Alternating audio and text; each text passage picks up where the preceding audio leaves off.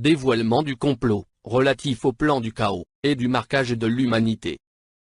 Un des derniers documents, présenté par l'auteur avant son assassinat, le 15 décembre 1993, à Montréal.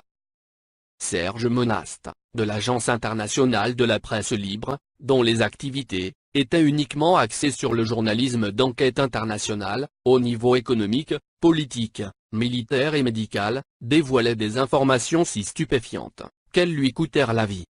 9 ans après, ces informations se confirment les unes après les autres.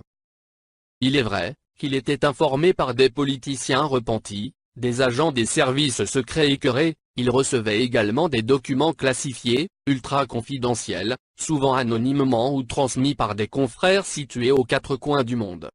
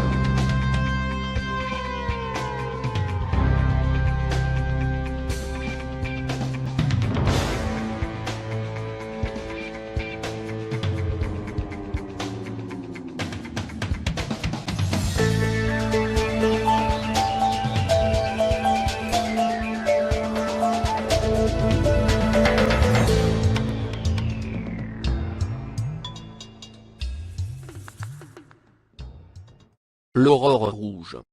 L'agenda, pro-nouvel ordre mondial, écrit en 1985, s'avère particulièrement prédictif. Père Régimbald et Serge Monast, en 1985 nous annoncent le nouvel ordre mondial. Révélation importante, à une époque où Internet n'existait pas encore. Serge Monast, tout comme le père Régimbald, fut l'un des pionniers de la lutte contre le nouvel ordre mondial, alors même que celui-ci n'était encore dans les médias de l'époque qu'une théorie du complot. Limité à 2 ou 3 énergumènes plus ou moins dérangés, avant de devenir aujourd'hui l'objectif, voire l'obsession, des grands de ce monde et de leurs très puissants maîtres. À savoir absolument. Nous avions dans de précédents articles, dédiés, relaté les travaux pionniers du père Régimbald, sur le nouvel ordre mondial et les Illuminati, dès les années 80. Nous allons vous lire un texte particulièrement intrigant, admis selon le journaliste Serge Monast, mort subitement. Et surtout prématurément, tout comme son compatriote, le père Régimbald, pour avoir été concocté dans une loge crypto-maçonnique, dénommée 666. But du projet mondialiste. Établissement de l'occulte mondial.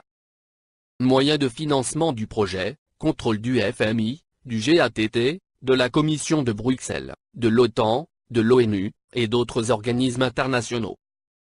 Voici ce que dit le texte. Les dernières 18 années furent très profitables pour l'avancement de nos projets mondiaux.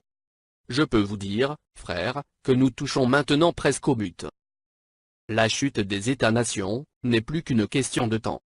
Assez court, dois-je vous avouer en toute confiance. Grâce à nos agents d'infiltration, et à nos moyens financiers colossaux, des progrès sans précédent ont maintenant été accomplis.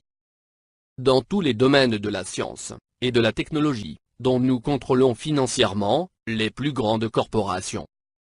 Depuis les réunions secrètes, avec Rothschild dans les années 56, et qui avaient pour but, de mettre au point le développement, et l'implantation mondiale, des ordinateurs, il nous est maintenant possible d'entrevoir la mise en place, d'un genre d'autoroute internationale, où toutes ces machines seraient reliées entre elles. Car, comme vous le savez déjà, le contrôle direct et individuel des populations de la planète, serait à tout le moins, totalement impossible, sans l'usage des ordinateurs, et leur rattachement électronique les uns par rapport aux autres, en un vaste réseau mondial. Ces machines ont d'ailleurs l'avantage, de pouvoir remplacer des millions d'individus. De plus, elles ne possèdent ni conscience, ni morale aucune, ce qui est indispensable pour la réussite, d'un projet comme le nôtre.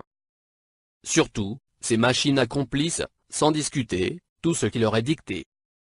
Elles sont des esclaves parfaits, dont nos prédécesseurs ont tant rêvé.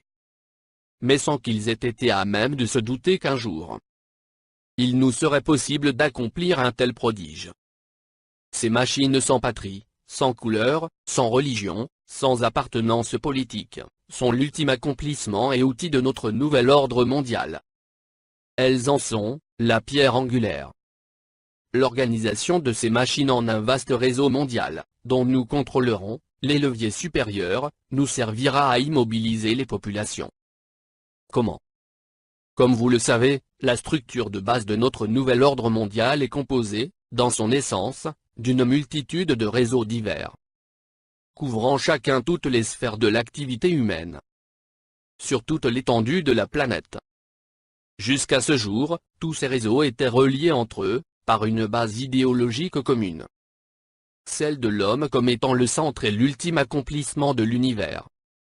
Ainsi, grâce à tous ces réseaux, unis par le lien de la nouvelle religion, de l'homme pour l'homme, nous avons pu facilement infiltrer tous les secteurs humains, dans tous les pays occidentaux, et en modifier la base judéo-chrétienne.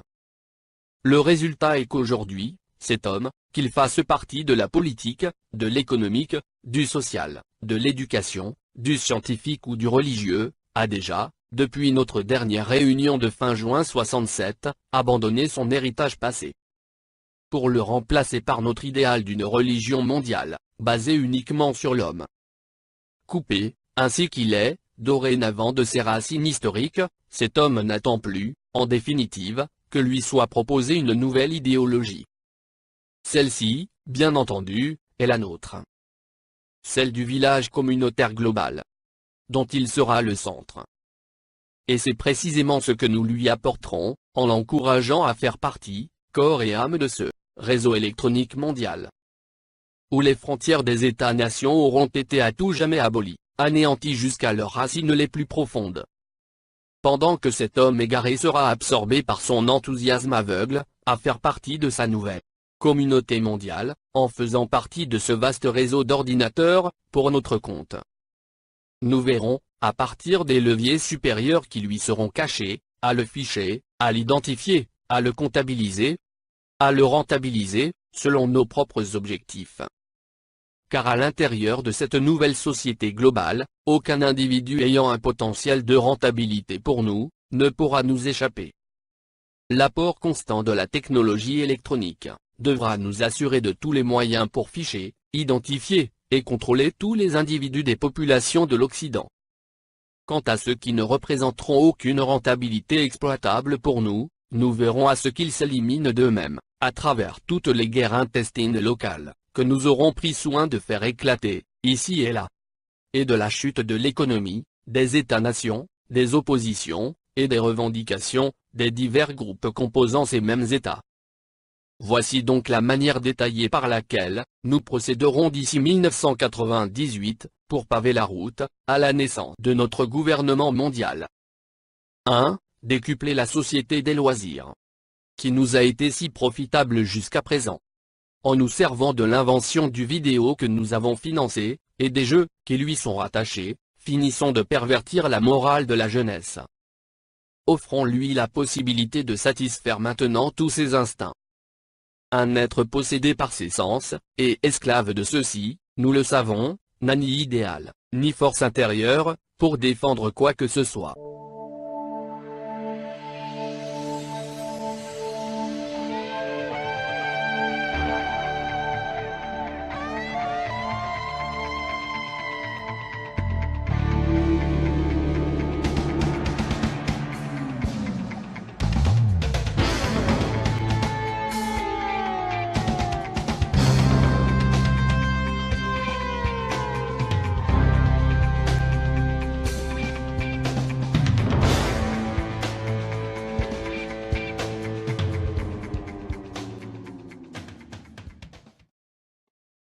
Il est individualiste par nature, et représente un candidat parfait que nous pouvons modeler, aisément, selon nos désirs et nos priorités.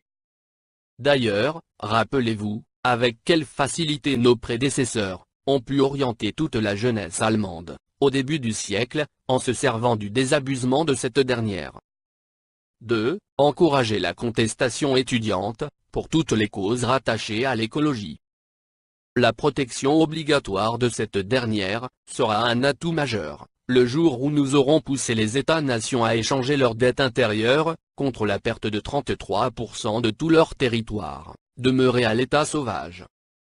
3. Comblons le vide intérieur de cette jeunesse en l'initiant, dès son tout jeune âge, à l'univers des ordinateurs. Utilisons pour cela, son système d'éducation. Un esclave au service d'un autre esclave que nous contrôlons. 4. Sur un autre plan, établissons le libre-échange international, comme étant une priorité absolue pour la survie économique des États-nations.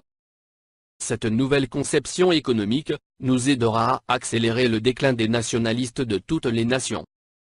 À les isoler en factions diverses, et au moment voulu, à les opposer farouchement les uns aux autres, dans des guerres intestines, qui achèveront de ruiner ces nations. 5. Pour nous assurer à tout prix de la réussite d'une telle entreprise, faisons en sorte que nos agents, déjà infiltrés dans les ministères des Affaires intergouvernementales, et de l'immigration des États-nations, fassent modifier en profondeur les lois de ces ministères.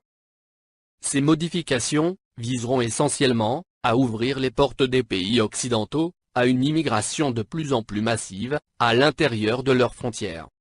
Immigration que nous aurons d'ailleurs provoquée en ayant pris soin de faire éclater, ici et là, de nouveaux conflits locaux. Par des campagnes de presse, bien orchestrées dans l'opinion publique des États-nations ciblés. Nous provoquerons chez celles-ci un afflux important de réfugiés, qui aura pour effet, de déstabiliser leur économie intérieure, et de faire augmenter les tensions raciales à l'intérieur de leur territoire. Nous verrons à faire en sorte que des groupes d'extrémistes étrangers fassent partie de ces afflux d'immigrants. Ce qui facilitera la déstabilisation politique, économique et sociale des nations visées. 6. Ce libre-échange qui, en réalité, n'en est pas un, car il est déjà contrôlé par nous tout au sommet de la hiérarchie économique. Noyautons-le en 3 commissions latérales. Celle de l'Asie, celle de l'Amérique, celle de l'Europe. Il nous apportera la discorde à l'intérieur des États-nations, par la hausse du chômage reliée aux restructurations de nos multinationales. 7. Transférons lentement, mais sûrement, nos multinationales, dans de nouveaux pays acquis à l'idée de l'économie de marché. Tels, les pays de l'Est de l'Europe, en Russie et en Chine par exemple. Nous nous fichons bien, pour l'instant, si leur population représente ou non un vaste bassin de nouveaux consommateurs. Ce qui nous intéresse, c'est d'avoir accès, en premier lieu, à une main-d'œuvre esclave à bon marché. Et non syndiquée. Que nous offrent ces pays, et ceux du tiers-monde. D'ailleurs, leurs gouvernements ne sont-ils pas mis en place par nous? Ne font-ils pas appel à l'aide étrangère, et auprès de notre Fonds monétaire international et de notre Banque mondiale? Ces transferts offrent plusieurs avantages pour nous. Ils contribuent à entretenir ces nouvelles populations, dans l'illusion d'une libération économique, d'une liberté politique. Alors qu'en réalité, nous les dominerons par l'appétit du gain, et un endettement dont ils ne pourront jamais s'acquitter. Quant aux populations occidentales, elles seront entretenues dans le rêve du bien-être économique. Car les produits importés de ces pays ne subiront aucune hausse de prix. Par contre, sans qu'elles s'en aperçoivent au début, de plus en plus d'industries seront obligées de fermer leurs portes. À cause des transferts que nous aurons effectués hors des pays occidentaux. Ces fermetures augmenteront le chômage, et apporteront des pertes importantes de revenus pour les États-nations. 8. Ainsi nous mettrons sur pied une économie globale, à l'échelle mondiale, qui échappera totalement au contrôle des États-nations. Cette nouvelle économie sera au-dessus de tout. Aucune pression politique, ou syndicale, ne pourra avoir de pouvoir sur elle. Elle dictera ses propres politiques mondiales, et obligera à une réorganisation politique, mais selon nos priorités à l'échelle mondiale. 9. Par cette économie indépendante, n'ayant de loi que nos lois, nous établirons une culture de masse mondiale. Par le contrôle international de la télévision, des médias, nous instituerons une nouvelle culture. Mais nivelée, uniforme pour tous, sans qu'aucune création future ne nous échappe. Les artistes futurs seront à notre image, ou bien ne pourront pas survivre. Fini donc ce temps où des créations culturelles indépendantes mettaient à tout moment en péril nos projets mondialistes. Comme cela fut si souvent le cas dans le passé. 10. Par cette même économie, il nous sera alors possible de nous servir des forces militaires des États-nations, telles celles des États-Unis, dans des buts humanitaires. En réalité, ces forces nous serviront à soumettre des pays récalcitrants à notre volonté. Ainsi les pays du tiers-monde et d'autres semblables à eux, ne pourront pas être en mesure d'échapper à notre volonté, de nous servir de leur population comme main-d'œuvre esclave. 11. Pour contrôler le marché mondial, nous devrons détourner la productivité de son but premier. Libérer l'homme de la dureté du travail. Nous orienterons la productivité, en fonction de la retournée contre l'homme, en asservissant ce dernier à notre système économique, où il n'aura le choix que de devenir notre esclave, et même un futur criminel. 12. Tous ces transferts à l'étranger de nos multinationales, et la réorganisation mondiale de l'économie, auront pour but, entre autres, de faire grimper le chômage dans les pays occidentaux. Cette situation sera d'autant plus réalisable, parce qu'au départ, nous aurons privilégié l'importation massive des produits de base à l'intérieur des États-nations. Et, du même coup, nous aurons surchargé ces États, par l'emploi exagéré de leur population à la production de services, qu'ils ne pourront plus payer. Ces conditions extrêmes multiplieront par millions les masses d'assistés sociaux de tout genre, d'illettrés, de sans-abri. 13. Par des pertes de millions d'emplois dans le secteur primaire.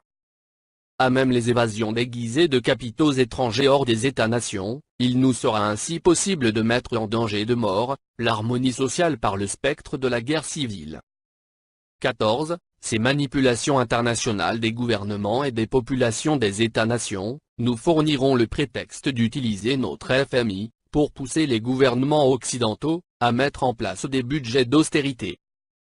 Sous le couvercle de la réduction illusoire de leur dette nationale, de la conservation hypothétique de leur cote de crédit internationale, de la préservation impossible de la paix sociale. 15. Par ces mesures budgétaires d'urgence, nous briserons ainsi le financement des États-nations, pour tous leurs méga-projets, qui représentent une menace directe à notre contrôle mondial de l'économie.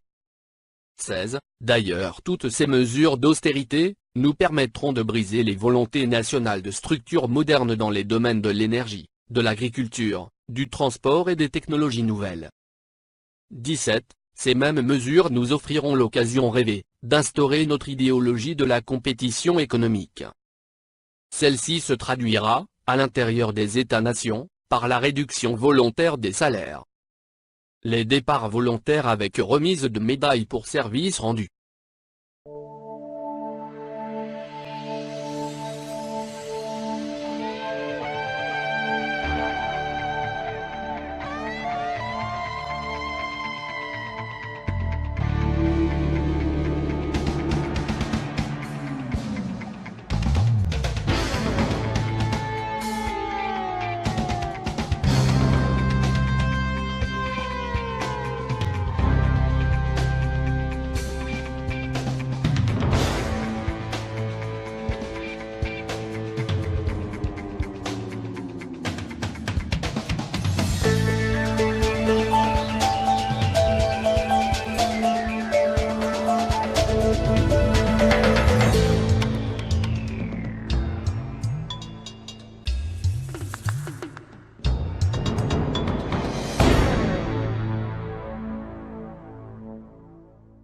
ce qui nous ouvrira les portes à l'instauration partout de notre technologie de contrôle. Dans cette perspective, tous ces départs seront remplacés par des ordinateurs à notre service.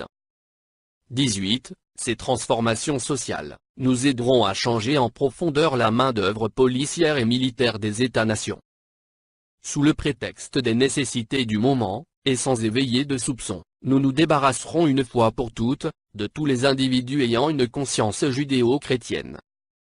Cette restructuration des corps policiers et militaires nous permettra de limoger sans contestation le personnel âgé, de même que tous les éléments ne véhiculant pas nos principes mondialistes. Ceux-ci seront remplacés par de jeunes recrues dépourvus de conscience et de morale.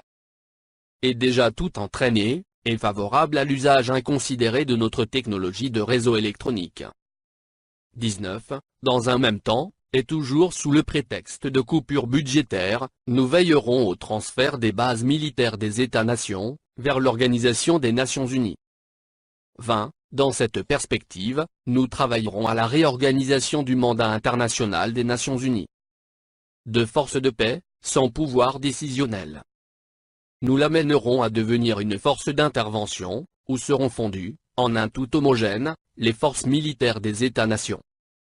Ceci nous permettra d'effectuer, sans combat, la démilitarisation de tous ces États, de manière à ce qu'aucun d'entre eux, dans l'avenir, ne soit suffisamment puissant, indépendant, pour remettre en question notre pouvoir mondial. 21. Pour accélérer ce processus de transfert, nous impliquerons la force actuelle des Nations Unies, dans des conflits impossibles à régler. De cette manière, et avec l'aide des médias que nous contrôlons, nous montrerons aux populations l'impuissance et l'inutilité de cette force dans sa forme actuelle. La frustration aidant, et poussée à son paroxysme au moment voulu, poussera les populations des États-nations à supplier les instances internationales de former une telle force multinationale, au plus tôt, afin de protéger à tout prix la paix. 22. L'apparition prochaine de cette volonté mondiale d'une force militaire multinationale ira de pair avec l'instauration, à l'intérieur des États-nations, d'une force d'intervention multijuridictionnelle. Cette combinaison des effectifs policiers et militaires, créée à même le prétexte de l'augmentation de l'instabilité politique et sociale grandissante, à l'intérieur de ces États croulant sous le fardeau des problèmes économiques, nous permettra de mieux contrôler les populations occidentales. Ici, l'utilisation à outrance de l'identification et du fichage électronique des individus nous fournira une surveillance complète de toutes les populations visées. 23. Cette réorganisation policière et militaire intérieure et extérieure des États-nations permettra de faire converger le tout vers l'obligation de la mise en place d'un centre mondial judiciaire. Ce centre permettra aux différents corps policiers des États-nations d'avoir rapidement accès à des banques de données sur tous les individus potentiellement dangereux pour nous sur la planète. L'image d'une meilleure efficacité judiciaire et les liens de plus en plus étroits créés et entretenus avec le militaire nous aideront à mettre en valeur la nécessité d'un tribunal international doublé d'un système judiciaire mondial. L'un, pour les affaires civiles et criminelles individuelles, et l'autre pour les nations. 24. Au cours de la croissance, acceptée par tous, de ces nouvelles nécessités, il sera impérieux pour nous, de compléter au plus tôt, le contrôle mondial, des armes à feu, à l'intérieur des territoires des États-nations. Pour ce faire, nous accélérerons le plan Alpha, mis en œuvre au cours des années 60, par certains de nos prédécesseurs. Ce plan, à l'origine visait deux objectifs qui sont demeurés les mêmes encore aujourd'hui. Par l'intervention de tireurs fous, créer un climat d'insécurité dans les populations, pour amener à un contrôle plus serré des armes à feu. Orienter les actes de violence, de manière à en faire porter la responsabilité par des extrémistes religieux ou des personnes affiliées à des allégeances religieuses, de tendance traditionnelle, ou encore, des personnes prétendant avoir des communications privilégiées avec Dieu. Aujourd'hui, afin d'accélérer ce contrôle des armes à feu, nous pourrons utiliser la chute des conditions économiques des États-nations qui entraînera avec elle, une déstabilisation complète du social. Donc, augmentation de la violence. Je n'ai pas besoin de vous rappeler, ni de vous démontrer mes frères, les fondements de ce contrôle des armes à feu.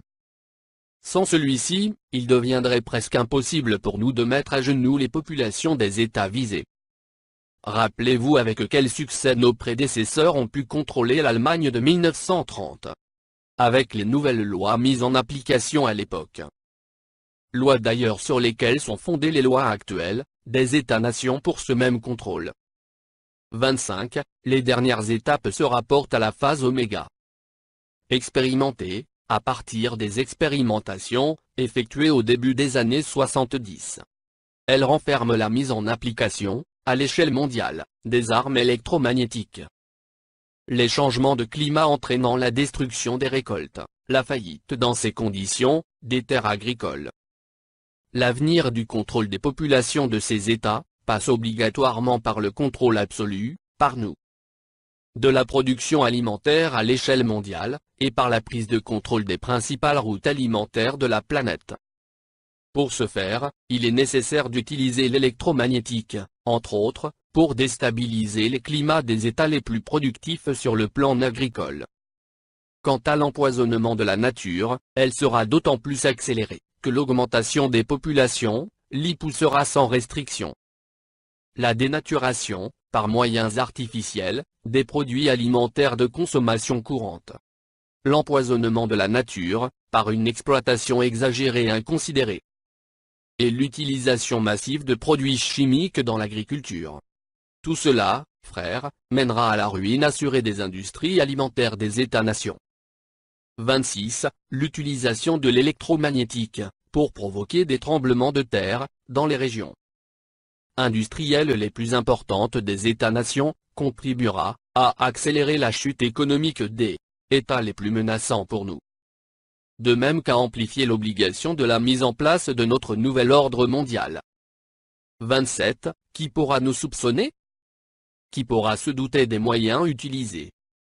Ceux qui oseront se dresser contre nous en diffusant de l'information quant à l'existence et au contenu de notre conspiration, deviendront suspects, aux yeux des autorités de leur nation et de leur population.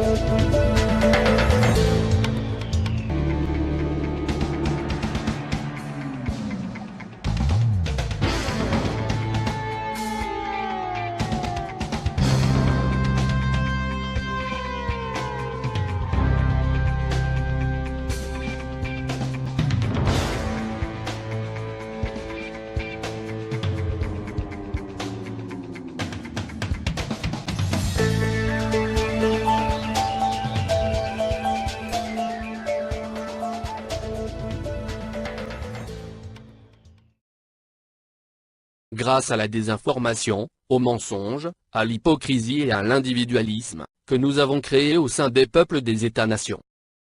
L'homme est devenu un ennemi pour l'homme. Ainsi, ces individus indépendants, qui sont des plus dangereux pour nous, justement à cause de leur liberté, seront considérés par leurs semblables, comme étant des ennemis, et non des libérateurs. L'esclavage des enfants, le pillage des richesses du tiers-monde, le chômage, la propagande pour la libération de la drogue, l'abrutissement de la jeunesse des nations. L'idéologie du respect de la liberté individuelle, diffusée au sein des églises judéo-chrétiennes, et à l'intérieur des États-nations. L'obscurantisme considéré comme une base de la fierté.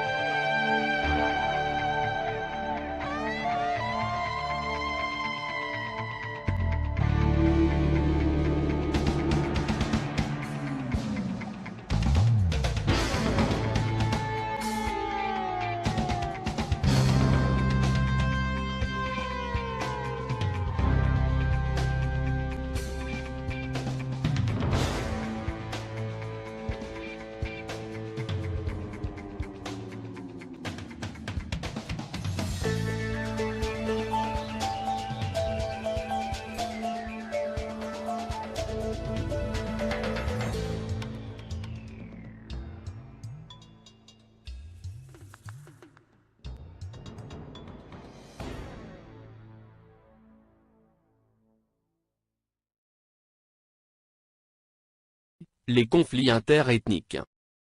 Et notre dernière réalisation, les restrictions budgétaires. Tout cela, nous permet enfin, de voir l'accomplissement ancestral de notre rêve. Celui de l'instauration de notre nouvel ordre mondial.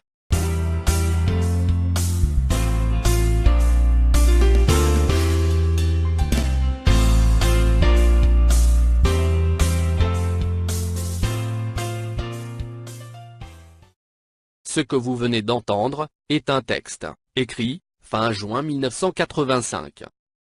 Ce qui intrigue dans ce texte, ce n'est pas seulement son contexte. Comme les relais pro-nouvel ordre mondial, et autres idiots, utiles, le font constamment remarquer. En fustigeant un contexte paranoïde, ou extrême droitiste, extrême gauchiste, voire extrême centriste, ou nihiliste, c'est selon. Mais le fond du texte lui-même. Les informations prédictives qui se retrouvent pour une partie très importante, vérifiées par les faits. Plus de 25 ans après leur première publication. Ce qui importe ici, c'est de lire, ce qui est écrit noir sur blanc, ce qui a été écrit, il y a plus de 25 ans, et qui se trouve, recoupé par les faits eux-mêmes.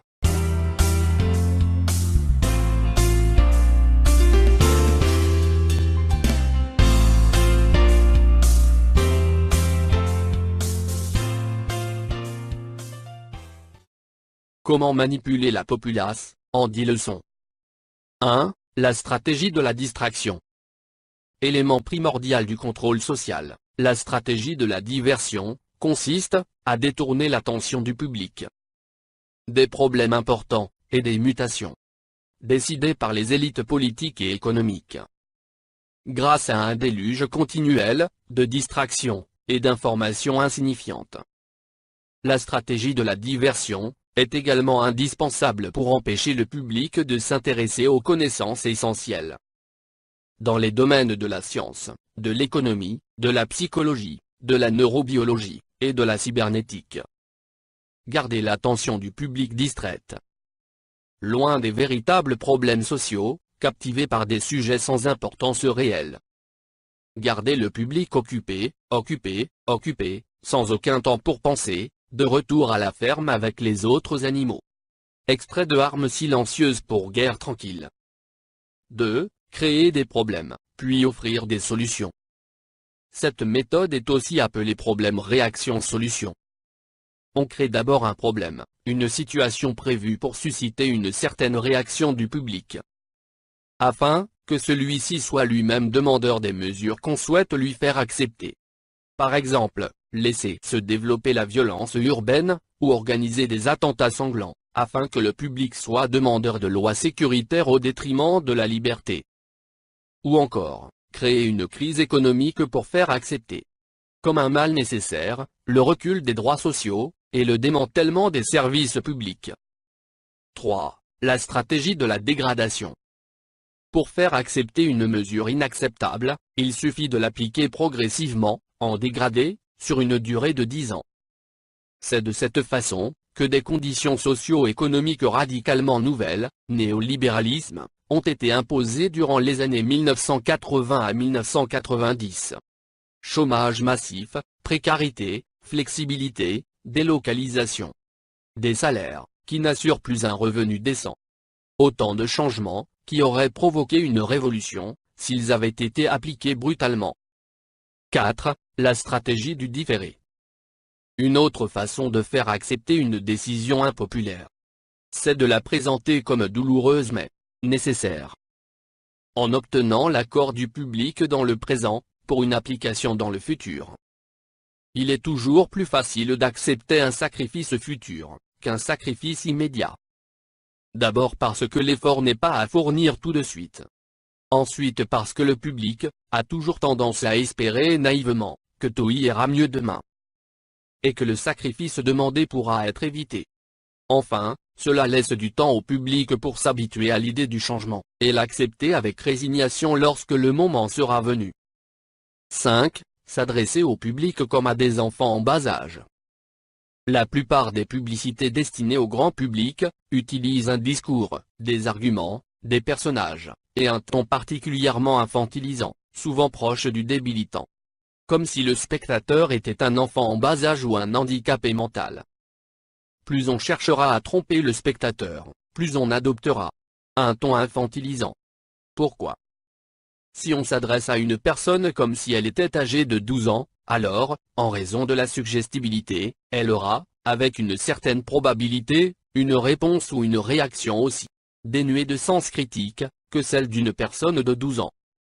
6. Faire appel à l'émotionnel, plutôt qu'à la réflexion. Faire appel à l'émotionnel, est une technique classique, pour court-circuiter l'analyse rationnelle, et donc le sens critique des individus.